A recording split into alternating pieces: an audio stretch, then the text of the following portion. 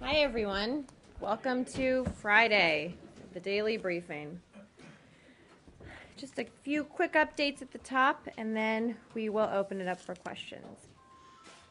First, on a quick travel update, as you know, the Secretary is still in Paris. He was in Normandy, of course, for the events today. He'll be following the President's schedule, I believe, for the rest of the day. As you know, he's going to Saint-Brieuc tomorrow to participate in an event that involves his own family's history. We'll have more to say about that probably after it happens, but that's the basic travel schedule right now. One more item at the top. On Russia, we are deeply concerned that the Russian government has accelerated its crackdown on human rights defenders seeking to exercise their fundamental freedoms of association and expression. On June 4th, President Putin signed into law a law that allows the Ministry of Justice to declare unilaterally, without a court order, that a non-governmental organization is a, quote, foreign agent. On May 23rd, a court declared another well-respected NGO, Memorial, to be, quote, a foreign agent. 3 other NGOs are awaiting rulings in similar court cases. These groups will be forced to close if they do not accept this intentionally stigmatizing label. Also, in recent weeks, prosecutors have conducted coordinated inspections of at least 12 human rights NGOs in 8 regions across Russia for alleged violations of the laws on extremism and foreign agents. The Russian people deserve a government that values the contributions of civil society, cultivates an open marketplace of ideas, and respects the universal rights and fundamental freedoms that are the foundation of successful democracies. With that, Arshad, kick us off on this Friday. Can we start with North Korea? Yeah. What can you tell us about the U.S. citizen that has been detained? Well, we are aware that a U.S. citizen has been detained in North Korea. This is the 3rd U.S. citizen that has been detained in North Korea. Obviously, no greater priority for us than the welfare and safety of U.S. citizens abroad, and don't have any additional information to share at this time. Has the U.S. citizen yet been contacted, or is your protecting power in North Korea trying to get access to this person? So I can't speak to this specific case for privacy reasons, but in general, if a U.S. citizen is detained in North Korea, our protecting power Sweden does attempt and will have consular access, broadly speaking, if they are allowed to. And have you conveyed any messages to the North Koreans to try to discourage them from arresting your citizens? I think we've conveyed those very publicly in this room, certainly. And we have a travel warning that says no one should travel to North Korea, and it does include, again, broadly speaking, lines about the fact that if you are part of a tour group, it will not protect you from possible arrest. Marie, can I just follow up on that? So you said 3 citizens, one of which we know, of course, is Kenneth Bay.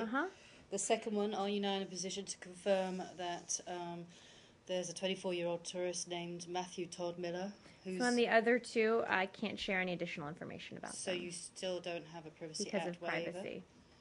Can I ask you if does that mean that your protecting power has had no access to the second person? I wouldn't assume that means anything. I just can't share anything because of privacy. So yeah, well, as soon as show's done, yeah. If you have 3 U.S. citizens who are now being held in North Korea, what concretely is this building trying to do to get them free? Are you, is Ambassador King, is his visit still out there as an invitation to the North Koreans? Practically, 3 people is one, 3 is quite a lot now. Right, 3 is 3 times more than 1. 3 times more than 1.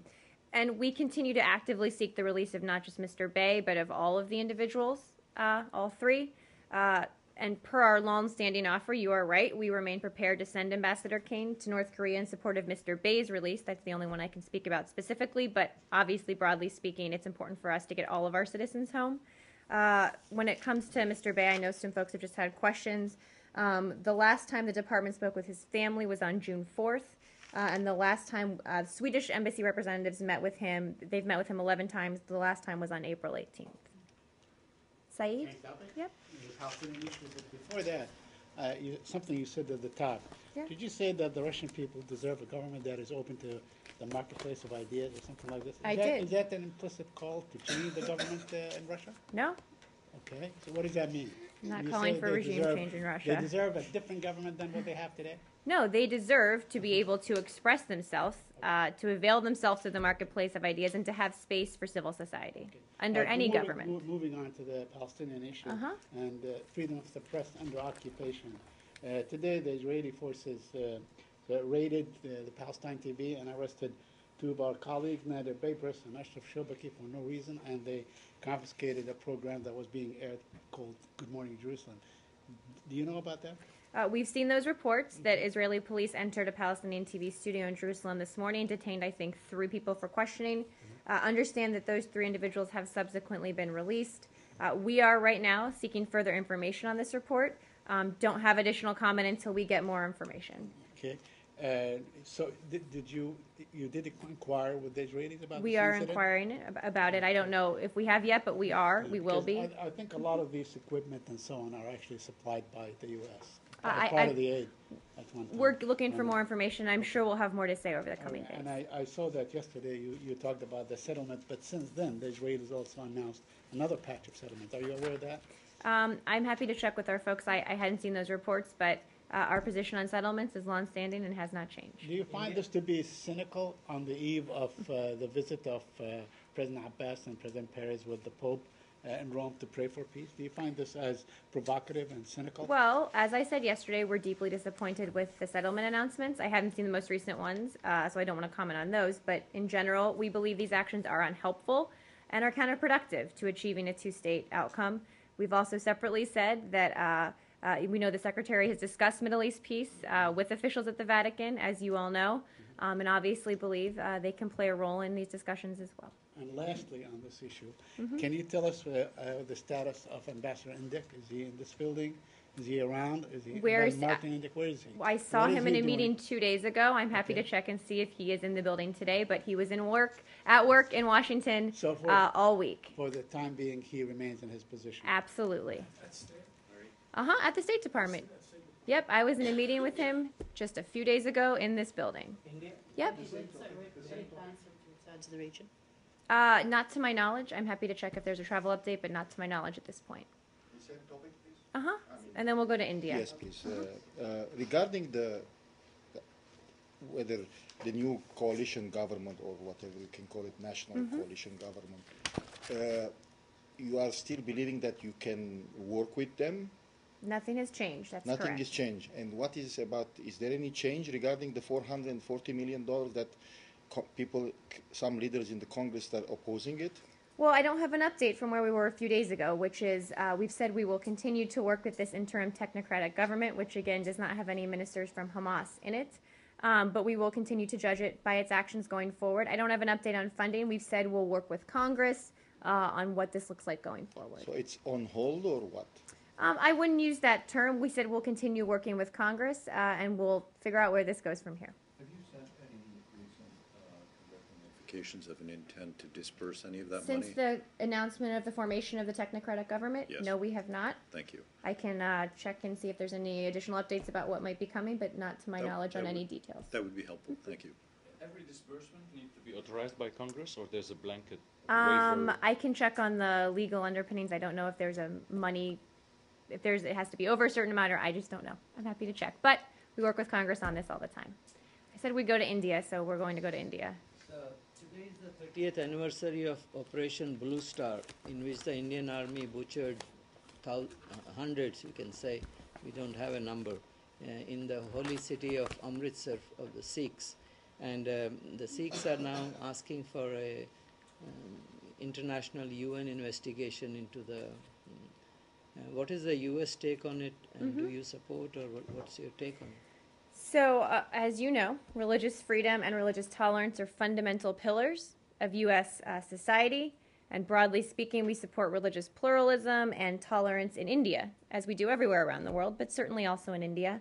In terms of any potential investigation, I'd refer you to the United Nations for comment on that potential.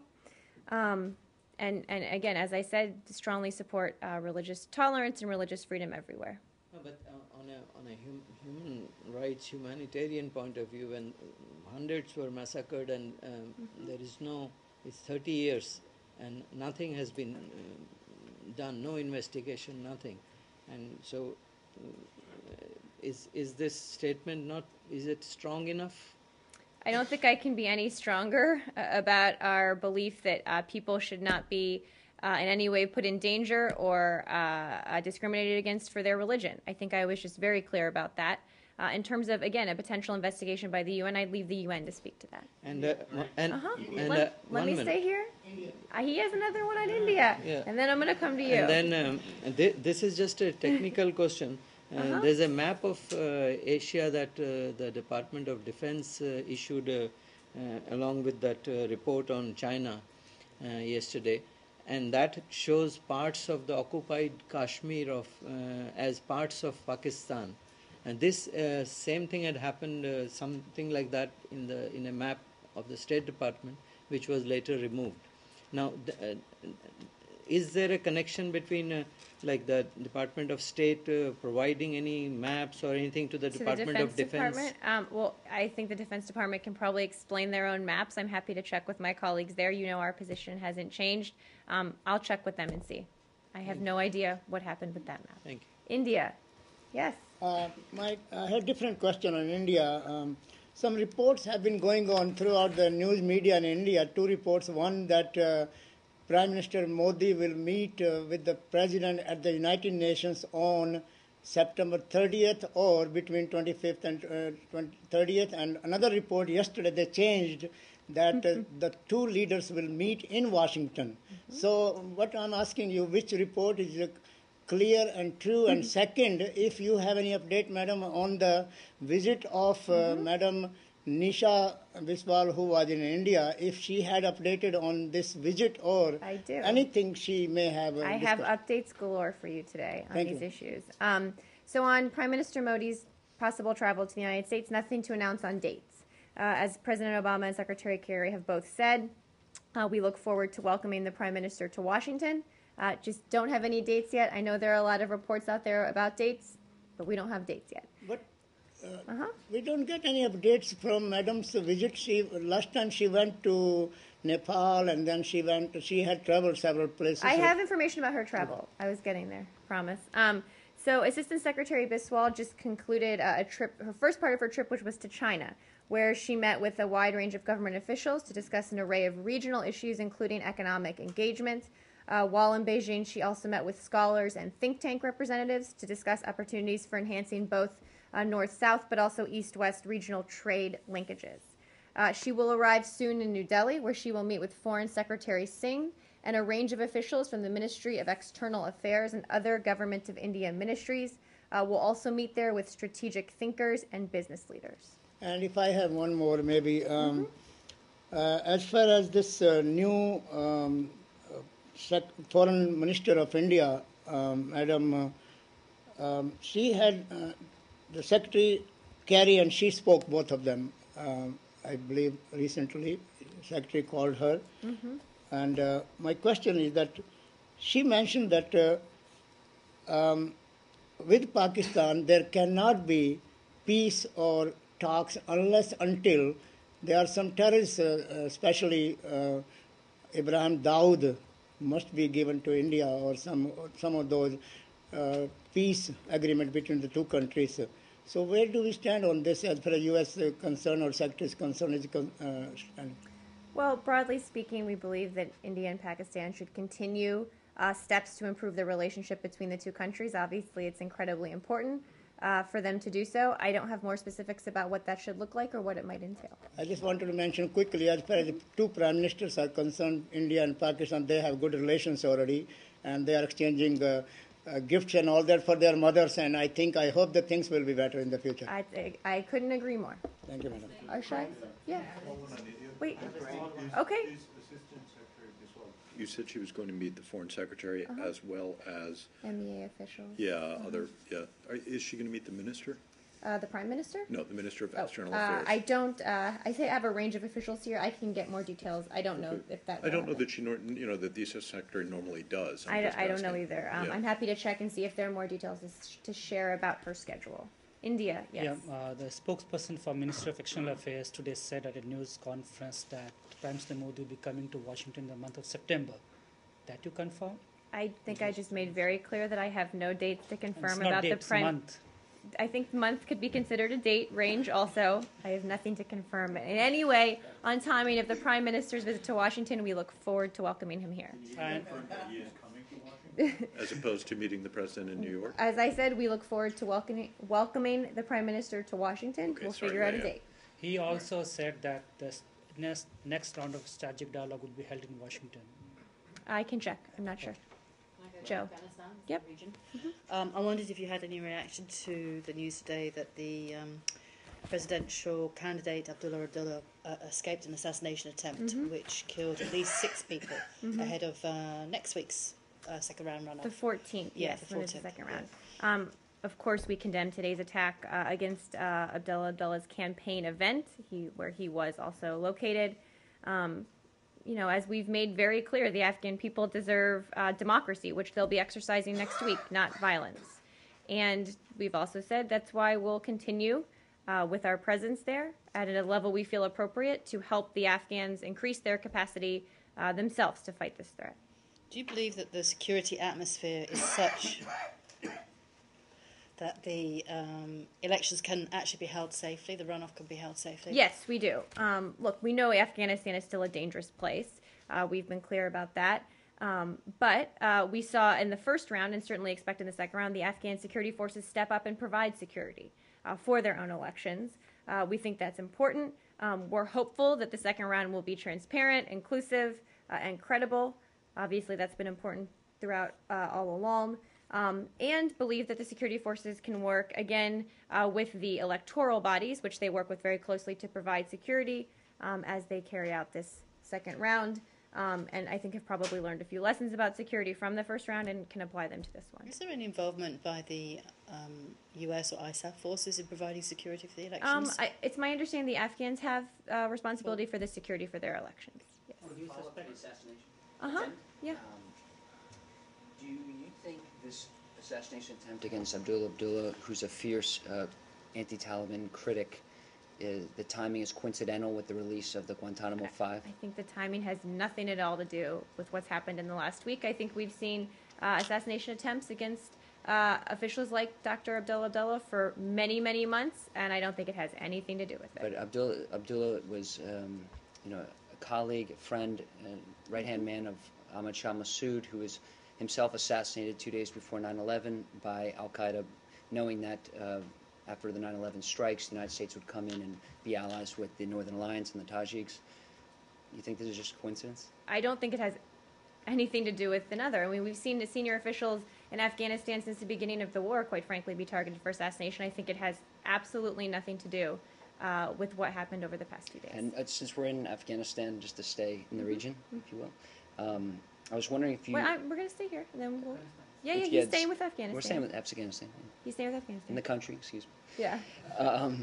I was wondering, Maria, if you've seen the real-time details of Sergeant Bergdahl's status during captivity as compiled by my colleague James Rosen's reporting, and which who have said to have been forwarded to the top intelligence the top intelligence officer at CENTCOM. Were those ever available to the Secretary of State or other top officials in this building? Well, I've seen Mr. Rosen's story. I haven't seen the actual documents, which I think were put together by a private security company outside of the government, led by Dewey Claridge. Hold on. And we've seen this included such accusations as that he did declare, things that he had declared and things that he had done in captivity. And I've seen no evidence to support the notions that are outlined in those private companies' reports. Obviously, we believe that trying Sergeant Bergdahl in the court of public opinion before he's even had a chance to tell his side of the story is not what we should be doing right now for a soldier that was in captivity for 5 years. As we've said for a long time, if there was misconduct, it will be dealt with. But we're not going to get the facts here by trying him on cable TV. No offense, Lucas. On any cable TV station or in the press in any way. That's not how we treat people that volunteer to serve their country. Had the State Department heard of reports of Sergeant Bergdahl's alleged conversion to Islam? I'm happy to check and see if those reports were, if that private company's reports were ever sent here. I'm not sure if they were, but again, I've seen no evidence to back up the assertions in that report. And how about, last question on the subject, his attempts to escape and his alleged escape and then put in an animal cage. Again, right now, part of what we're doing is trying to establish the facts of what happened, both with how he got into the Taliban's captivity and also what happened while he was there. We're trying to ascertain all those facts right now. And going to the release of the Taliban 5, the Washington Post is reporting that when the senior Taliban leaders were released to Qatar, Qatar had promised the United States they would be subject to strict bans on militant incitement or fundraising. Can the State Department confirm? I'm not going to go any further in terms of the specific assurances we were given, other than I've said over the past few days here about the government of Qatar. What they have assured us is that there will be severe restrictions that have sufficiently or substantially mitigated the threat that they will pose a threat to the United States, which is the standard for when we transfer Guantanamo detainees. So could the Taliban leaders, could they host iftar dinners or go to Hajj or anything like that? They have a travel ban, as we've said. So obviously they can't leave the country, and Hajj, I think, occurs in a different country. But the standard here, all of the assurances we needed and we demanded and we got before we transferred them to Qatar, all led to the notion that they could not threaten the United States. That's the standard that we have substantially mitigated that threat. Can it ever be zero? No, of course not.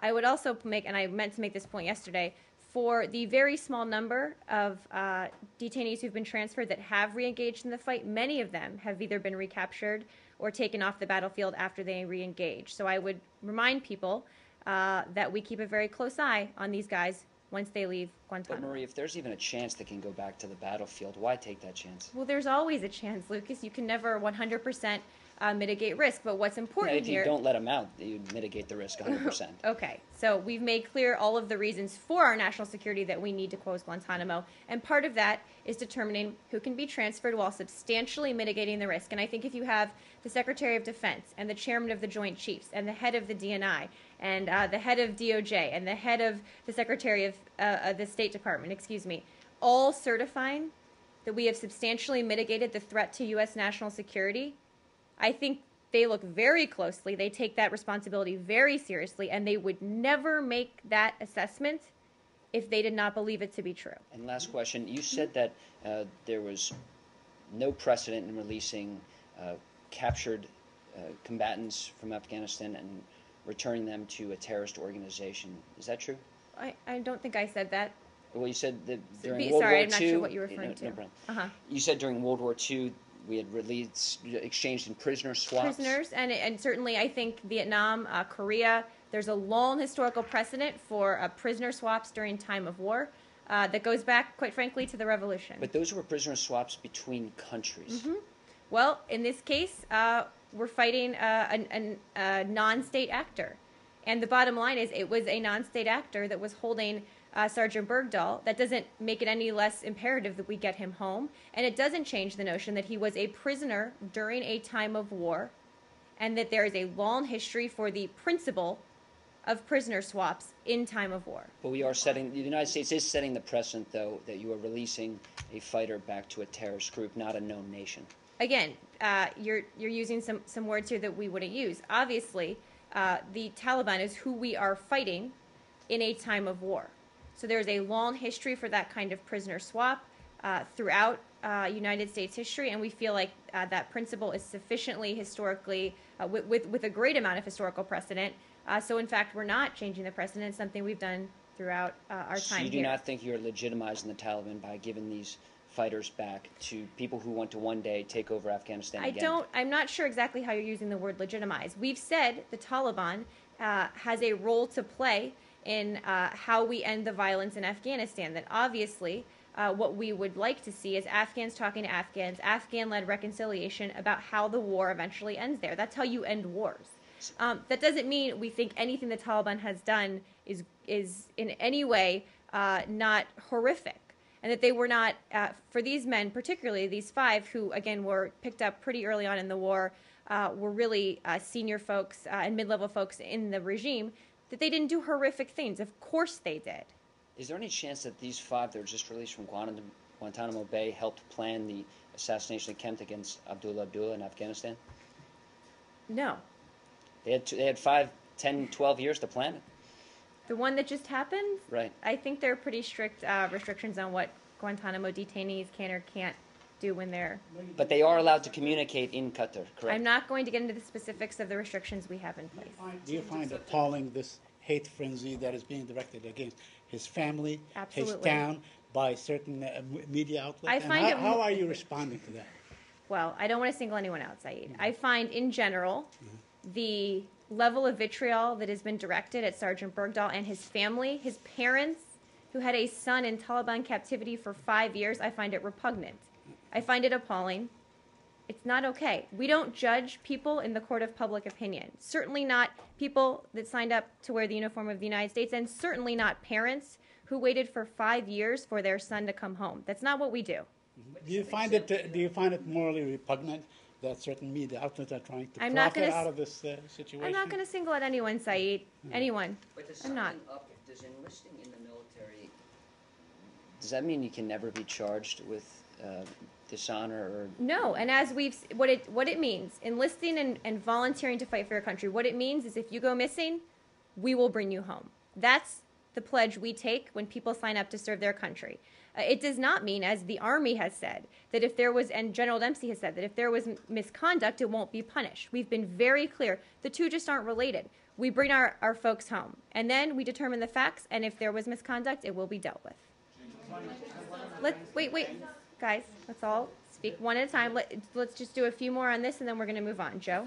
A couple of practical things, maybe. I saw a report yesterday that Sergeant Bergdahl still hadn't spoken with his parents. Is that correct? Hadn't spoken with? Yeah, not spoken with his parents. I don't believe that. Let me double check on that. The Department of Defense would know the most up to date. Obviously, he hasn't been reunited with them, but let me check on that. So, follow up on that. Is there any date for him to come back? DOD yet? would know better. I haven't seen one. And I wondered if I could go back to the question I asked at the beginning of the week, which was about the propaganda value of the Taliban video Tuesday when it came out. I think it was. Anyway, it was Tuesday, the first day I briefed this week. Yeah, I mean, you said you were not too concerned about the propaganda value of it. It was just a film, and it showed a U.S. soldier coming home, but it has actually gone viral now on jihadi sites. It's apparently one of the most popular videos that is shown on these sites and downloaded on these sites. Do you repeat your lack of concern about the propaganda value of this video? Look, I'm not going to put it past the Taliban to try and use things for propaganda value. We know that they care about propaganda, and they've tried to do this throughout the conflict in Afghanistan. What I would say is I think it's important for the United States to say very clearly to the Taliban or anyone else who would take American soldiers captive that we will do everything to bring them home, that we will get them home, that we will demand that certain concessions and restrictions concessions are made and restrictions are put in place, that we take this very, very seriously. And I think that's the message that the world should see from what we've done over the last week. So this administration wasn't angered by the sight of the video that went up online by the Taliban? I wouldn't use the term angered. Obviously, it's hard. I mean, we are looking at a man who has been in Taliban captivity, an American soldier for 5 years. Obviously, that's difficult to watch. This is a man who's clearly been through quite a bit by any measure. So, that's how probably I would look at it. But it does also show a degree of organisation on the part of the Taliban. You've got sort of 18 Taliban fighters there. They've got a white flag. They obviously had to control the airspace before the helicopters could land. You can see on the other side for Taliban and people of like-minded ideologies, this could be seen as the Taliban strength, the jihadi strength. I don't think this video in any way changes anyone's assessment of the Taliban strength. I don't. I don't think that it changes the assessment of the fact that they are able to control some territory like this, right? I'm not sure it changes anything anyone knows about their strength or their leadership structure or their structure on the ground. I just don't think it changes what anybody knows about the Taliban already. And we have said that, in order to get him home, this was how we had to do it. And yes, the fact that it was executed peacefully without any further Americans being put in danger without having to fire any shots, we think on balance. But it does feed into my last point. It does feed into the Taliban contention that they are a proper functioning government, which is a government. Not a government. Certainly not a government. I don't think this video shows that they're a government or have a governing structure. But we have been very clear that in order for us to move forward in Afghanistan, that, look, the way forward here is a political settlement that will include the Taliban. it's clear that they have, a huge, in some ways, role to play in terms of the future of Afghanistan and making it more peaceful and stable. So we've been very clear about that for many years. This video in no way changes that. An leaked copy of former Secretary of State. This is the last one on Bergdahl, and then we're moving on. Secretary Clinton said that at the time, negotiating with Taliban captors would be hard to swallow for Americans. Can the State Department comment? Will I comment on a leaked version of a book that I haven't seen? I think probably not. I have one on Ukraine? Yep, wait. Yeah, the Taliban spokesperson has been telling the local Afghan media that Sergeant Bergdahl was treated well, and he was also even allowed to play football. Is that your assessment? The video, proof of live video, does it say about? So what we've said, and we're looking into whether it might be possible to release the proof of life video more widely. Obviously, members of Congress have now seen it. And from the proof of life video, we've been very clear. We were concerned about his health for a variety of reasons. And beyond that, we were concerned about his physical security, which, again, plays a lot into this idea that time was of the essence here.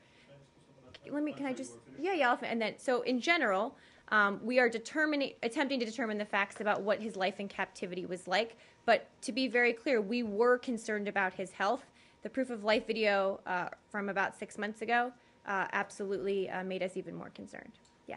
Do you need a Privacy Act waiver from Sergeant Bergdahl to release the proof of life video? He's not a private American citizen, so the rules are a little different. The Privacy Act pertains to private citizens. Obviously, there are other considerations we take into place, including privacy writ large, but the Privacy Act, as I understand it, is for private citizens. But there are still privacy concerns. Yeah, so why would you violate his privacy by releasing it, even if you're not legally obliged to obtain his consent because he's not a private citizen? Why would you release it? Well, I don't think we would, as you said, violate his privacy. Obviously, he now is in the United States.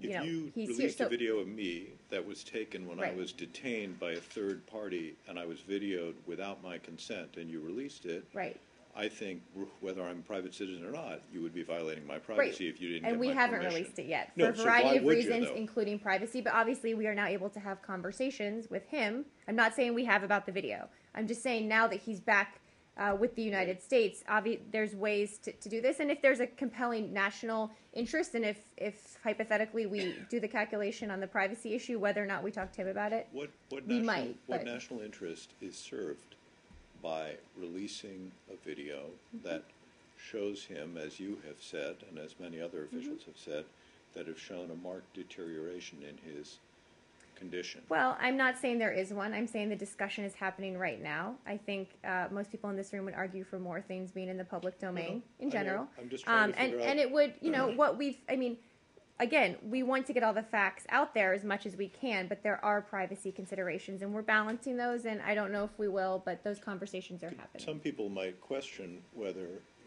the release of such a video would be designed to blunt criticism of the administration for its decision to some people might say you're doing it to sort of get people off your back. And this is why we move fast, because he looks so bad. Look how bad he looks. Well, and to be clear, it's not just that we thought he looked bad, which is the reason we moved fast. And I think there's been a little confusion about this, so let me make a few points on that, and then we can continue this conversation. After we saw the proof of life video in January, it appeared his health had deteriorated. That led, obviously, to an even greater sense of urgency. Sorry, after you saw the video or when you saw the video, it appeared that his condition had deteriorated? When we saw the video, right. At the same time, and separate and apart from the decline in health, and I think this is an important point to make, we had reason to believe that Sergeant Bergdahl's recovery and potentially his life could be jeopardized if the detainee exchange proceedings were disclosed or derailed. So we talked a little bit about this yesterday, about why that may be.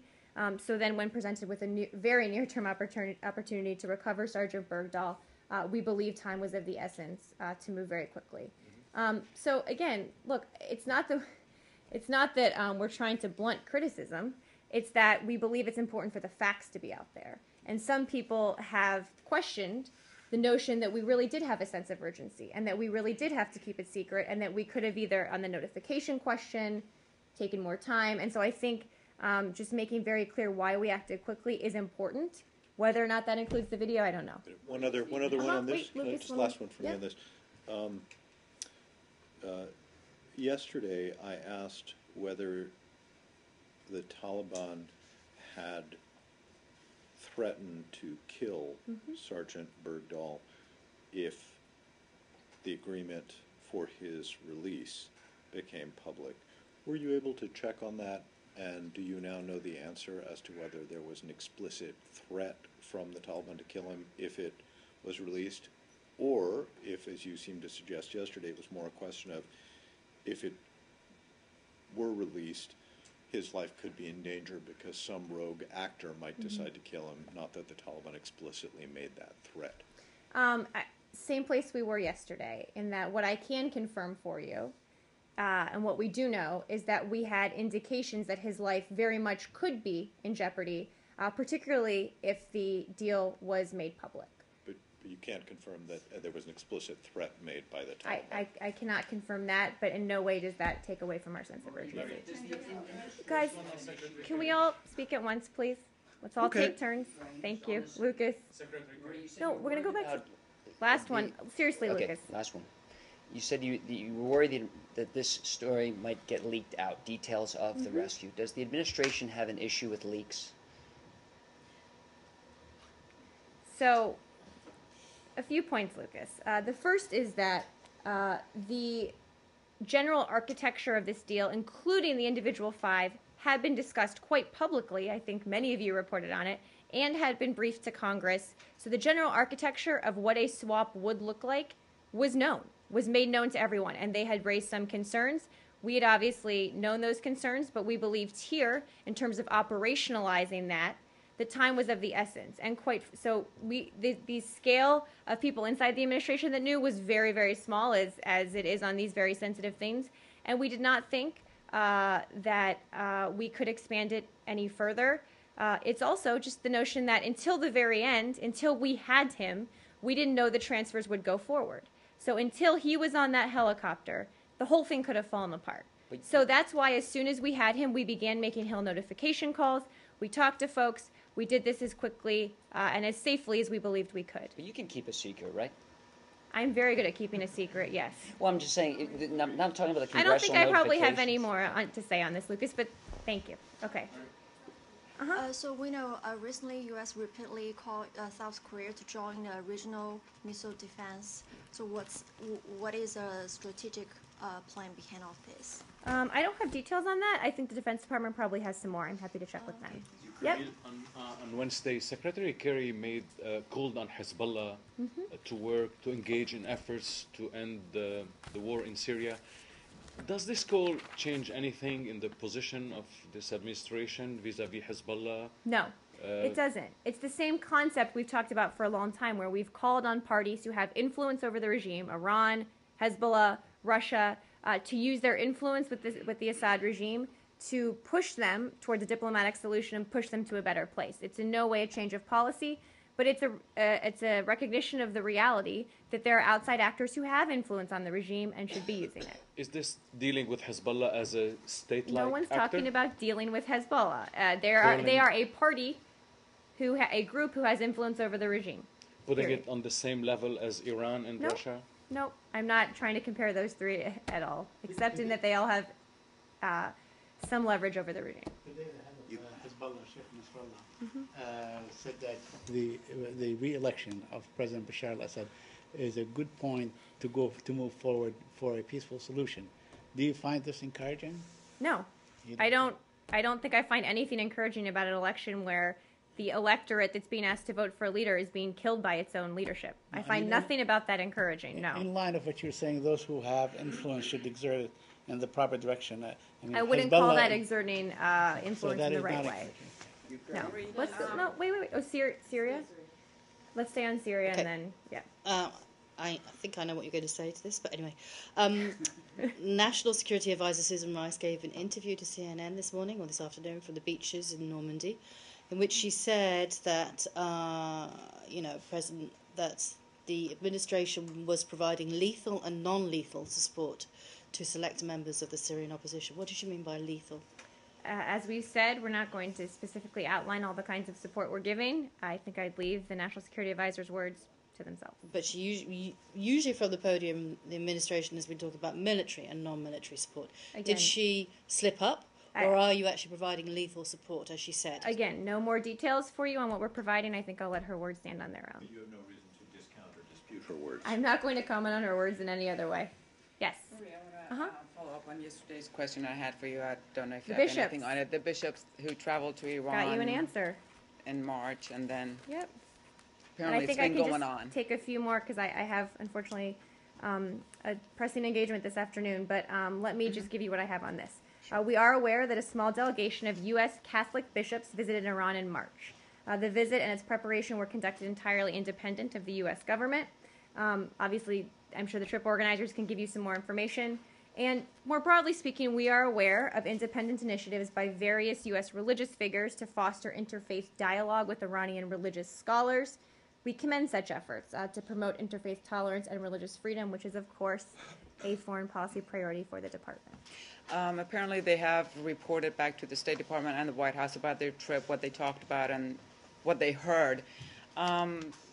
What can you tell us about that? Do you think what was discussed over there and their take, this group's take from what they heard in Iran, has had any effect in the P5+1 talks with that country? I don't have a readout for any discussions that may have happened. Obviously, this is about interfaith issues, and the P5+1 discussions are all about the nuclear issue, so they are very quite separate. Well, they've said themselves that the core of the core reason for them going and starting this discussion was to influence the nuclear talks. Again, this is an independent effort. We're focused on the nuclear issue and don't have much more to say on it. And apparently this discussion's been going on. Again, I think late in May another group was there, plus somebody from the White House. I don't believe anyone from the White House went to Iran. Yeah. No, not to my knowledge. That would be news to me. But I'm happy to check, but I don't think so. Scott, yes, Scott. Can you tell us if you have any more information on the latest attacks in Nigeria? I And don't have any more more information information about the culpability of Nigerian military officers facing court-martial? I don't have any more on either of those. Let me see if I can get you something. Let's go to Ukraine. Secretary Kerry, when he spoke with Prime Minister Poroshenko, said that he wanted him, according to reports, that he wanted him to put forward more evidence with regard to possible Russian involvement in eastern Ukraine. Does that mean that there isn't really hard evidence at this point, in spite of the fact that statements are made time and time again that Russia's involved in this? Not at all. I think there is a great deal of hard evidence that Russia is involved, deeply involved, with the separatists. We have long seen credible reports of Russian soldiers operating without insignia in Ukraine, as they first did in March in occupied Crimea. In recent weeks, there have been a number of videos and media reports of armed militants admitting they came from Russia, including a number of Chechens who openly admit they came from Russia. The militants are heavily armed, appear to be professionally trained, and in combat operations, again, of the sort that Russia does. So, again, the Ukrainian government has also reported that there are daily number of convoys attempting every day to cross from the Russian side into the Ukrainian side. These signs all point to Russia attempting to destabilize. Well, the question is, however, is this the government doing this, or are these individuals who are concerned? There have been relationships between the Ukrainians and Russian Russians for decades, centuries. I understand the history, but what I'm not focused on is the history, it's the facts. And what the facts tell us from a variety of sources in a variety of ways is the Russian government is heavily involved in perpetrating and encouraging what we've seen in eastern Ukraine and in Crimea for a variety of reasons. We've seen it from the arms they have. They've openly admitted it, some people on camera. And if they were going to help Ukraine get a more stable future, we want the Russian government to use their influence to pull these separatists back, to continue pulling their troops back, and to give the Ukrainians a better future. Why then does Secretary Kerry need more evidence? I don't think you're accurately characterizing his conversation with President-elect Poroshenko. Yeah, just a couple more. Did you put a readout yesterday on the Secretary's meeting with Lavrov? I did it at the top of the briefing. That was the only readout we had, was that quick readout at the top of the briefing. You didn't say what issues they talked about. Let's go back and check the transcript. I gave a little bit of detail. Yep. On Pakistan, have you seen the report of Pakistan suspending the license of GeoTV for 15 days, and also arrest warrants have been issued against their owner and editors on blasphemy charges? For you.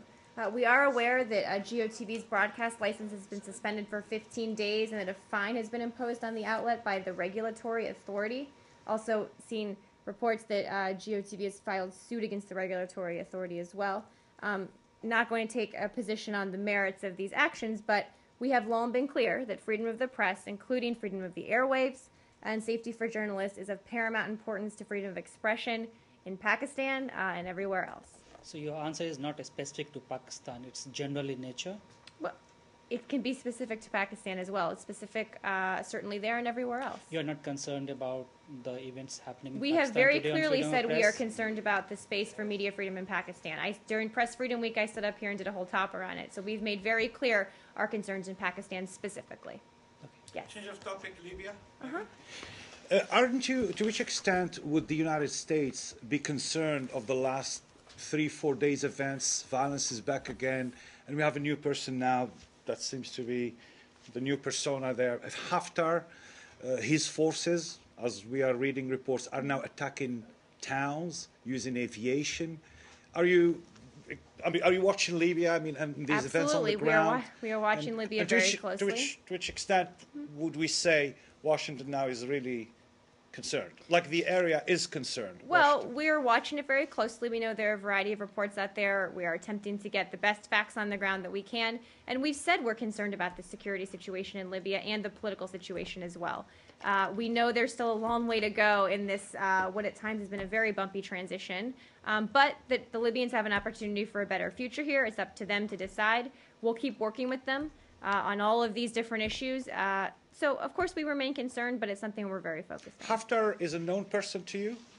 The personality of Haftar, the new... I've read some reports, yes. Yeah. Is he new to you? I mean, is he somebody we can tell the United States knows pretty well? Or is he new to the scene for America?